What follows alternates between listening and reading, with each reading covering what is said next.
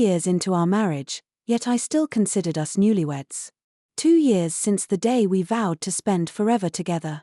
My heart sank at the sight of my wife unashamedly declaring, "I'm pregnant."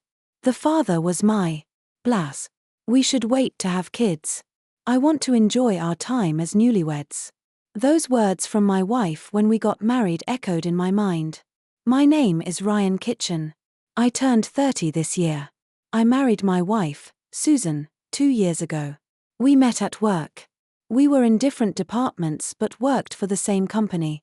Every time we crossed paths in the hallways of our office building or in the elevator, I thought to myself, what a beautiful woman she is. When a coworker introduced us, I was so thrilled my heart did a little victory dance. I was always looking for an opportunity to talk to Susan, and I wasn't going to let this chance slip by. I watched every movie and read every book she recommended. My attempts to close the distance between us slowly but surely started to bear fruit. Back then, it seemed Susan had a boyfriend, but I didn't ask too much about him. I was indicating that it didn't matter to me. Even now, I'm amazed at my own tenacious efforts. Susan quit her job by her own volition and is now a stay-at-home wife. I'm happy that she's keeping our home safe.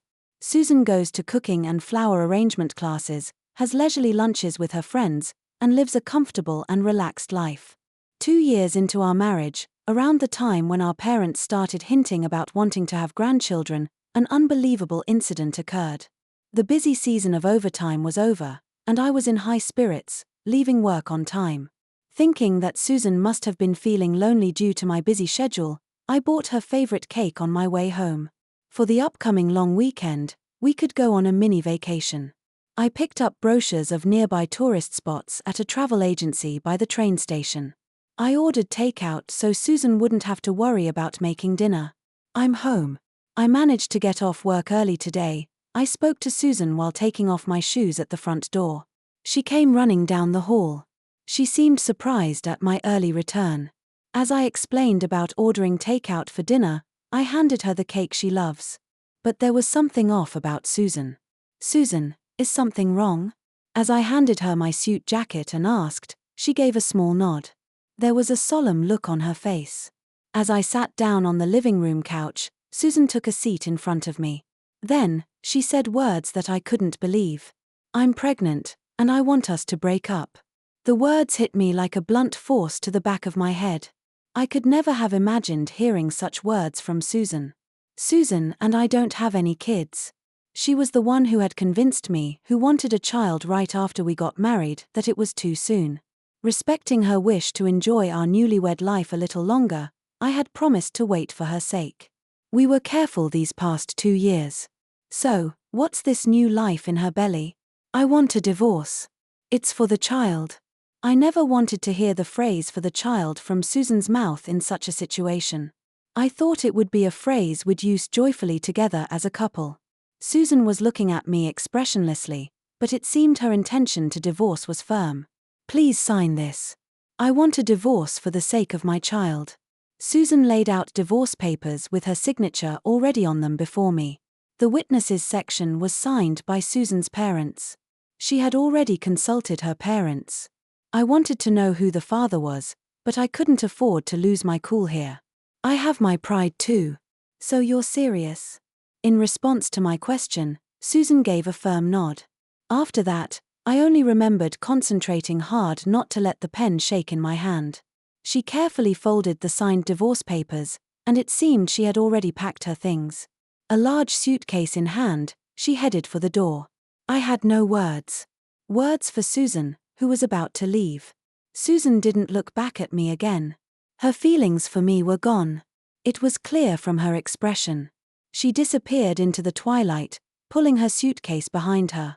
All I could do was gaze at Susan's retreating figure. That night, I drank alone until I fell asleep. Because I had passed out drunk in the living room, it seemed I had caught a cold. I was hit by a headache and chills, different from a hangover. I called my workplace.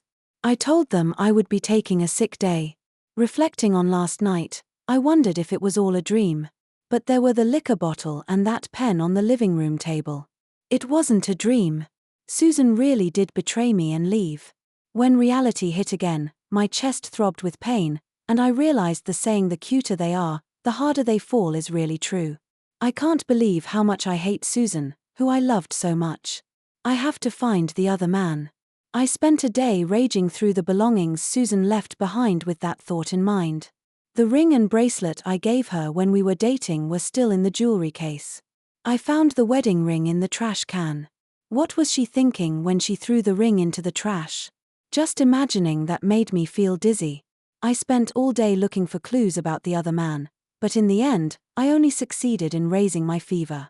Despite all this, I kept rummaging through her belongings incessantly, feeling as if I'd fall apart if I didn't stay busy.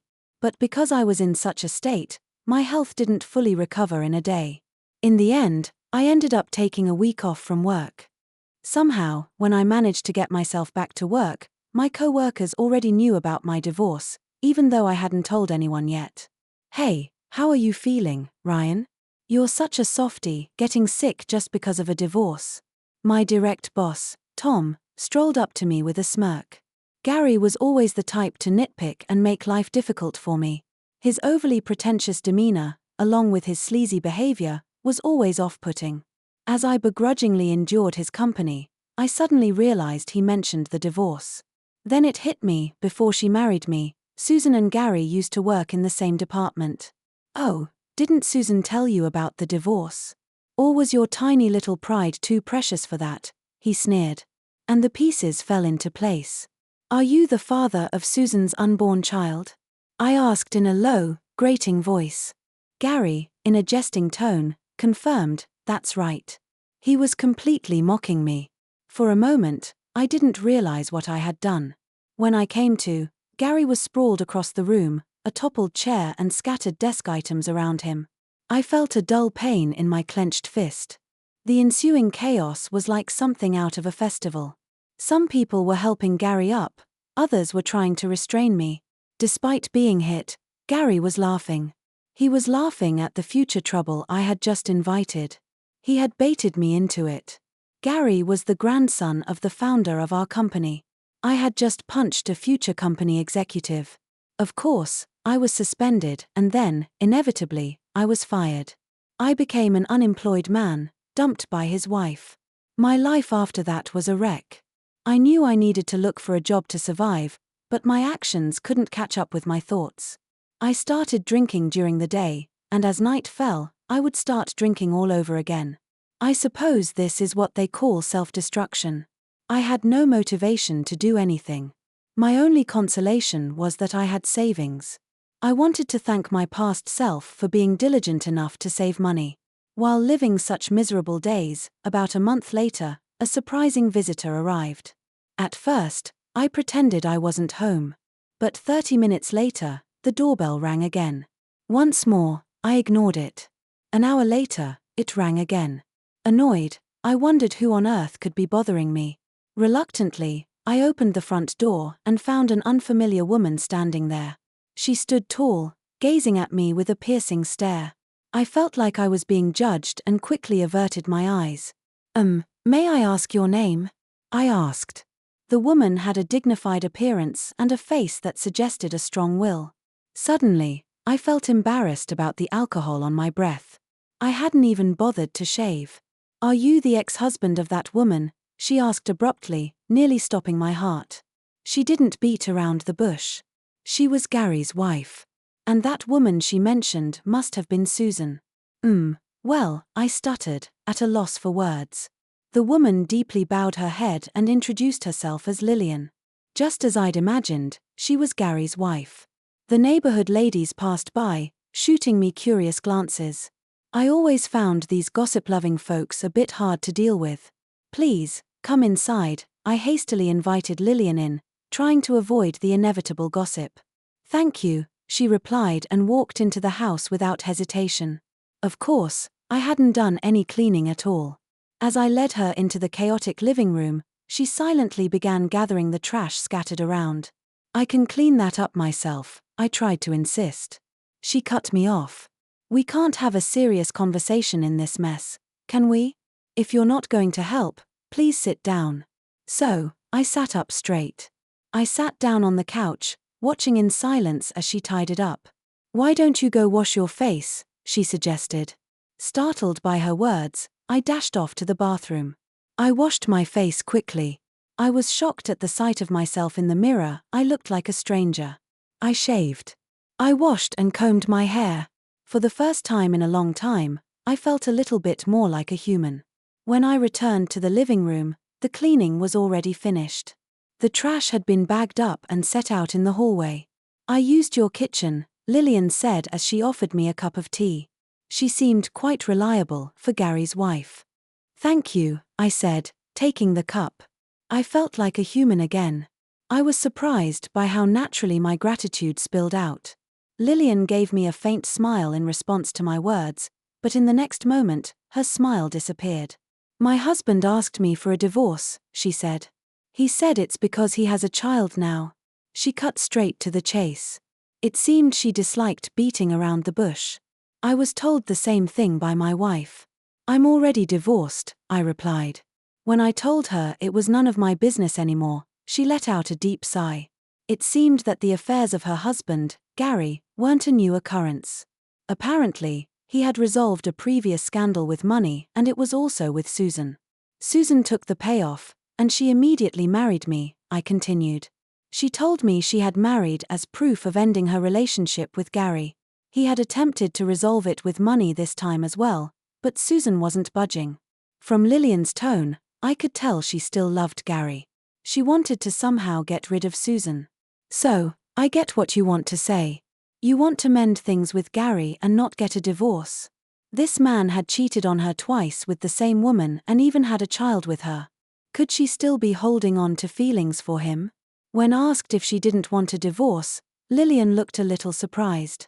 She had an expression as if divorce hadn't even crossed her mind. Do you really think you can start over from this point? Even I thought it was a bit mean to ask, but I found her expressions and attitude intriguing. I wanted to know what Lillian's response would be.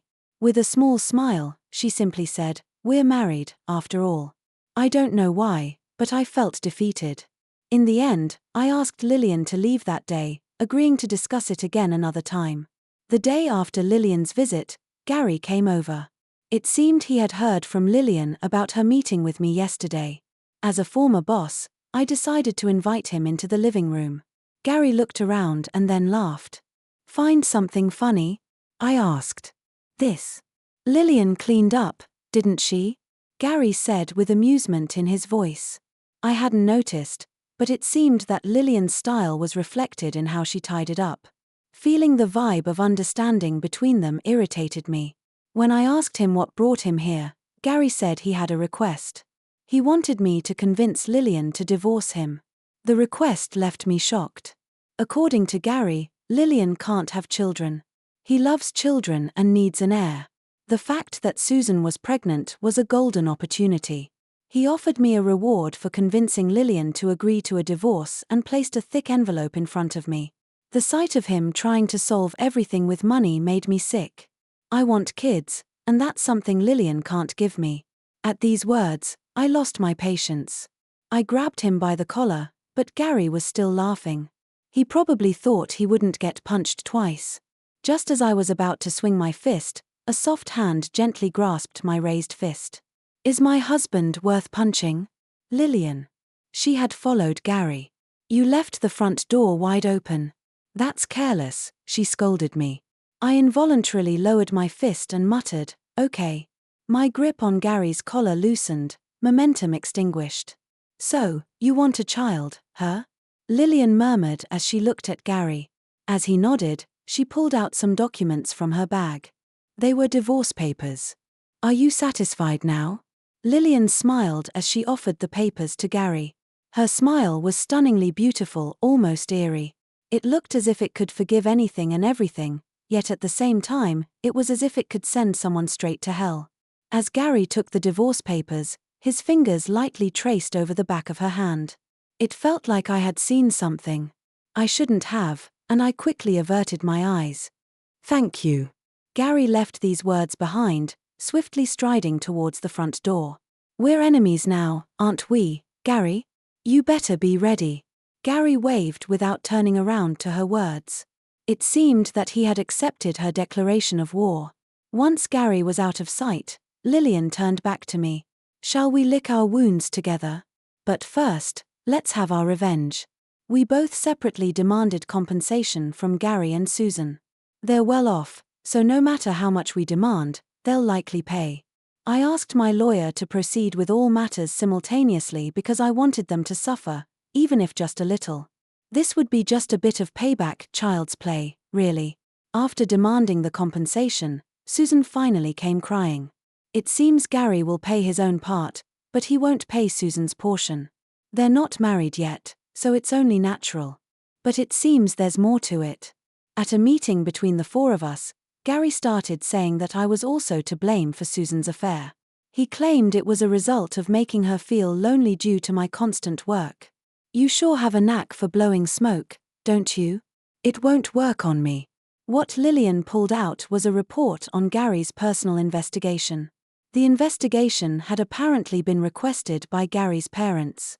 Susan and Gary had been involved before my marriage to her, and at one point, Susan had accepted a settlement to sever ties. However, behind the scenes, the relationship continued. Apparently, my marriage to her was suggested by Gary as a camouflage. I love my work, and I'm a bit insensitive. For them, having an insensitive husband was very convenient. Moreover, since I was working with Gary, they could always keep an eye on me. The report Gary's parents had put together by spending a considerable amount of money was unbelievably detailed. Lillian read through the contents in a steady voice. The color drained from Gary and Susan's faces. The first to break was Susan. She started to scream amidst her tears. "Stop it. Stop it now. It's not good for the baby if you stress yourself out so much." At our reprimand, Susan flinched. Being stared down by Lillian's icy eyes, Susan fainted on the spot. Gary, panicking, cradled Susan in his arms, to which Lillian smiled. "Already surrendering? That's a shame. I believe Lillian truly loved Gary. Love and hate are two sides of the same coin. The deeper the love, the deeper the hate." It seemed Gary understood that too. In the end, I had no role in the discussion, and the meeting ended with Lillian dominating the conversation. At the end, Lillian laughed at me, saying, "That's it." Afterward, the reason for my divorce became well known at work. I was the one who had leaked it to my co-workers. The company wanted to cover it up, but it was too late. In the end, Gary was sidelined at work and had no place in his family. After remarrying, Susan was struggling with in-law issues. It seems that Gary's parents, who liked Lillian, were harshly treating Susan, who took Lillian's place after driving her out. I think it serves her right. When everything about the alimony and other issues had been settled, I invited Lillian for a coffee. She told me about her current situation working at a friend's company while living alone. "I can't have children, so I need to be self-sufficient." I didn't feel the same fear I did back then when I saw Lillian speaking with such a sincere expression. "Your reason for being independent seems a bit off," I disagreed with Lillian. She looked at me, surprised. It was the first time I had strongly insisted on something. I noticed she was still wearing her wedding ring. It was proof she hadn't forgotten Gary. Summoning my courage, I decided to give her the words I had been practicing since last night. "I don't mind that." She looked at me with a puzzled expression. I took a deep breath, then I asked her to wait until I found a job, as I was applying to be Lillian's boyfriend. "Lillian and I will definitely work out. We understand each other's pain. I will never hurt you." From my expression, she seemed to understand that I wasn't joking. She looked down once and then chuckled. "I'm quite a handful, you know." "I am well aware of that," I replied. I gently traced the back of her hand with my finger. It seemed like she was recalling something as she squinted her eyes. She gently brushed off my finger and then took off her ring. I felt it was her way of breaking away from her past. Then, she lightly touched my hand. Her delicate fingers traced the back of my hand. It felt like her love was flowing into me from her fingertip. "I'll make you happy, so please wait," I said. Lillian laughed as if she were bursting with joy. I swore in my heart to always protect that smile.